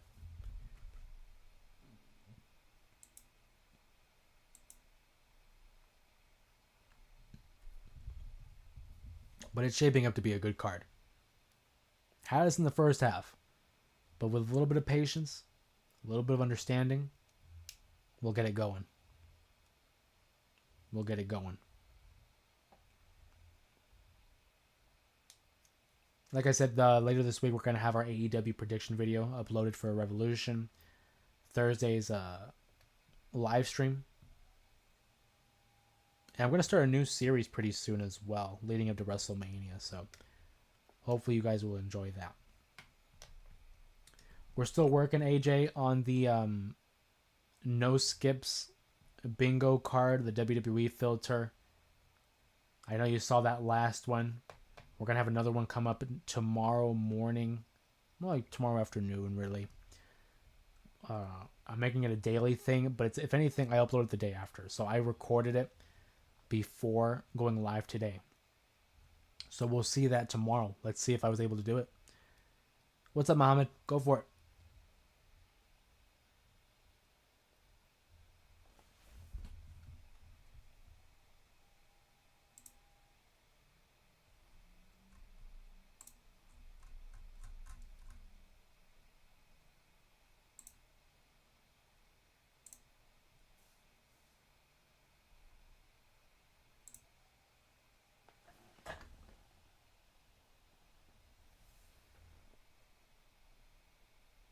While I'm waiting for Mohammed's question here, I'm going to take a look at our friend P Dub's channel. Apparently, a lot of growth there. I want to check that out myself. Then, how did CM Punk hold it for that long with no main event? He never main evented WrestleMania. Because keep in mind, when he was the champion, AJ, he won in 2011, July 2011. Dropped it, but then he won it back in November of 2011.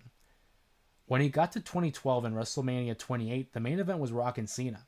There's nothing bigger than Rock and Cena. So he didn't main event. He went on, I think it was like maybe third to last. Maybe third to last or second to last. So he didn't get to main event WrestleMania, but it was Rock and Hogan. It was Rock and Cena instead. Which, I mean, I'm not going to argue over. That's a huge match.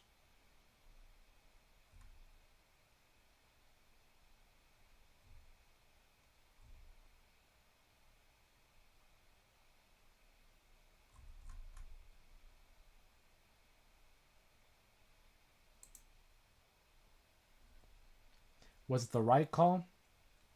I think so. I don't know how you can beat that. Why does Batista have a hard time being the greatest babyface? I mean, to put a label on it and say the greatest babyface is difficult. You know, because then you're talking about being greater than guys like John Cena, Hulk Hogan in his heyday. For me, Batista has always seemed like he is a heel. And I think, if I'm not mistaken, there might have been a documentary or some kind of interview where he said he was more reserved and kind of introverted. If memory serves, I'm pretty sure that was an interview. And he just seems more comfortable as a heel. His run in 05 as a babyface, I thought was great. I think it was his best work as a babyface. Even in 07, it was great work as well, but he was with The Undertaker. So he was already learning with the Dead Man and had that opportunity to kind of lean on a veteran like The Undertaker. Why do I think he wasn't able to be the greatest babyface? Promos. I'm not saying Batista's terrible at promos. He can speak, don't get me wrong. But I also think it's that comfortability. You want to be able to feel secure. You want to be able to have that sense of comfort while talking in front of a wide audience. Not to say he's not. Not to say he's not. But a promo goes a long way in that connection with the audience. He's a great wrestler. He's a great wrestler. Great performer. But he didn't get to that next level. Not like a John Cena, who can connect on the mic. It just says, yeah, the James Ellsworth Hornswoggle was brutal. Oh, was brutal? I might have lost you there, AJ. Rather, you might have lost me.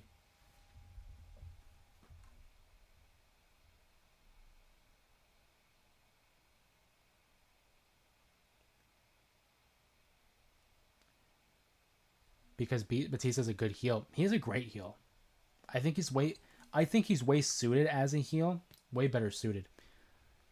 And I just feel like you have more liberties. You have more freedom as a heel. His run in 2009, I thought was great, leading into 2010. Even in 2014, it didn't seem genuine when he came back as a babyface, but when he turned heel and aligned himself with Triple H and Evolution, he came off so natural as a heel. And again, not to say he's a bad babyface, it's just he's a better heel. The fans never gave Batista a rub. I don't think that's true. I don't think that's true. Look at 2005 and 2007. You know, that period there, that pocket, Batista was on fire. His turn from Evolution in 2005 was one of the best, you know, betrayals, I guess, in that era. The pop that he would receive when he did the whole thumbs up and thumbs down. I'd have to disagree. The fans loved him. You know, we love him still. His entrance, you know, with the pyro, the music, the ferocity and the velocity in which he would attack his opponents. If we're talking about 2014, fair, because they were so enamored with Daniel Bryan. And if we're talking 2014, I'll give you that.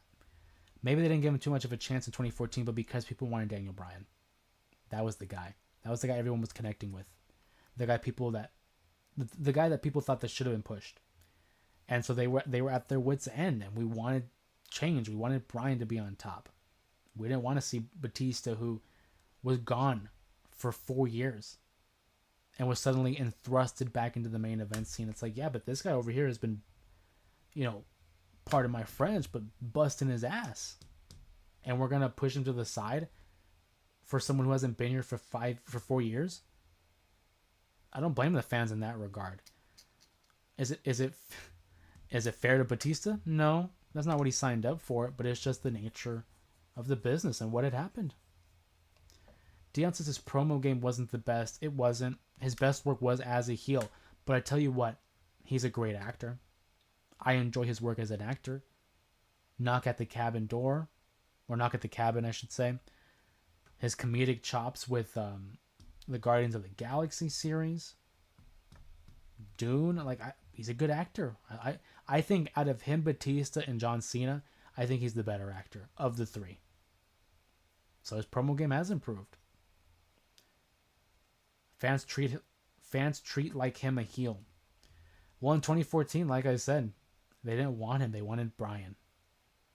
And if you don't want him, they turned him heel, which I thought was a great call.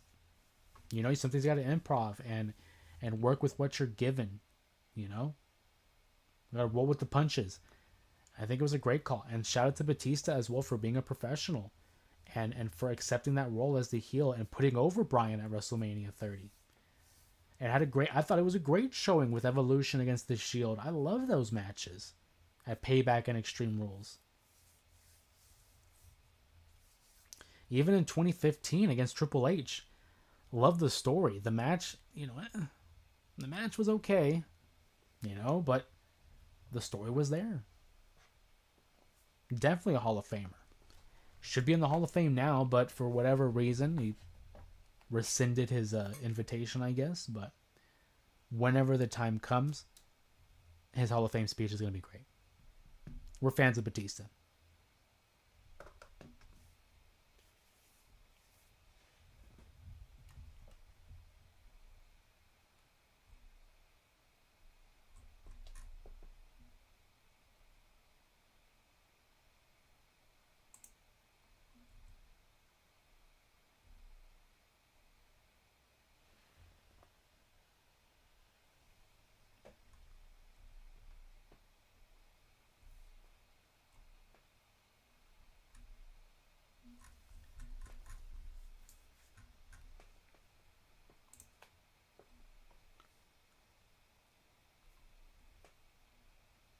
We're going to go ahead and start wrapping a little bit on the stream here, guys. Please feel free to throw in some comments or questions in the chat below as we begin to kind of start to wind down. Usually it's a 2-hour mark that we try to hit. I try to stay consistent with it, treating it almost as if it is a television program. We try to hit our marks here. Do you think Batista should return a year later? No, I think Batista's done. If it's a return for the Hall of Fame, yes. If it's a return for in-ring, no. Batista's good. Doesn't need to wrestle anymore. Plus, I don't want to tarnish his legacy already. You hate to see a wrestler come in later than what they should. In-ring return? Absolutely not. As a Hall of Famer? Absolutely. Or main event differently without winning the Rumble? No. I don't even think he should main event, truthfully. I don't even think he should main event. I think Batista's set. Doesn't need to wrestle. Doesn't need to put his body on the line. He's good. Don't do it, Dave. We love you already. And then if he's going to return, it should be for the Hall of Fame. But yeah, no thanks. AJ, I was talking about the last bingo they gave you, and I was trying to put a Brood reference into Brutal. But yeah, little corn. I got you. I got you. It's tough, man. On the chat, sometimes the text doesn't translate well. I kind of take it literal, so that's on me, buddy. But yeah, when they have James Ellsworth, I saw your comment. When they put James Ellsworth and Hornswoggle in there, it's like there's only so much you can do with that. You know, like literally all you can do is put the American flag on them. That's it. There's not much you can do with those two. It's sabotage. Those are basically sabotaging to get you to skip. So I don't appreciate that.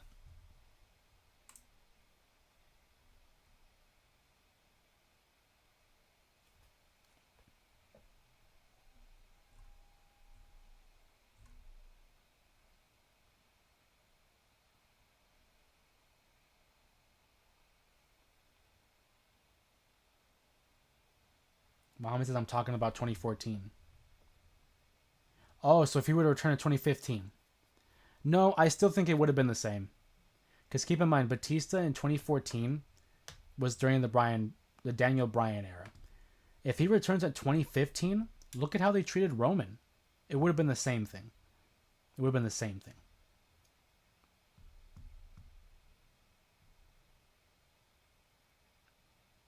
So no, I don't think it would have changed. If he would have came back not winning the Rumble, sure. That probably is your best bet. Not winning the Rumble. They put him in a tough position there, Muhammad. They really put him in a lose-lose situation. Not Batista's fault, but again, it's the hand he was dealt, and he did well with it. You know, he's able to adapt, turned heel. Like I said, put Bryan over. Great business there for Batista. But they put him in a lose-lose situation. If he doesn't win the Rumble, has a match somewhere else, maybe it works, but winning the Rumble over Bryan was a bad call. Batista comes back as Bartista in a Starbucks attire. That's hilarious. That sounds like an SNL type of skit that they should do. Having Batista as Bartista. I like that idea, AJ. That's funny.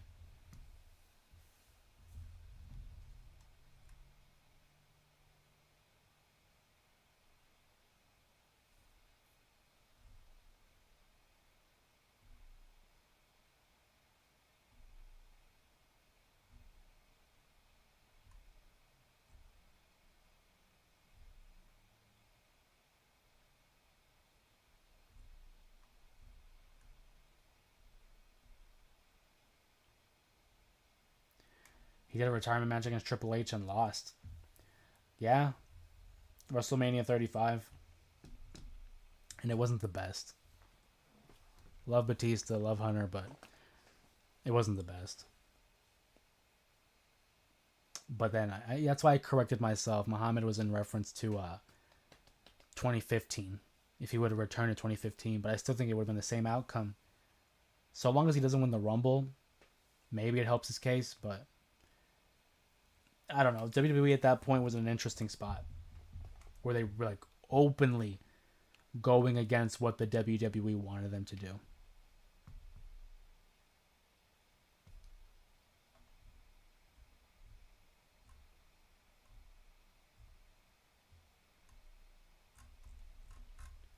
All right, guys. I'm going to go ahead and wrap it up here. Appreciate you guys joining us here on another live stream on a Monday following Monday Night Raw. We got to do a little bit of ranking for the WWE champions of all time. I enjoyed it. I hope you enjoyed it. If you did, make sure to give the live a thumbs up. Subscribe if you haven't already, which if you're in the chat right now, I highly doubt that you aren't already subbed. So we appreciate the support.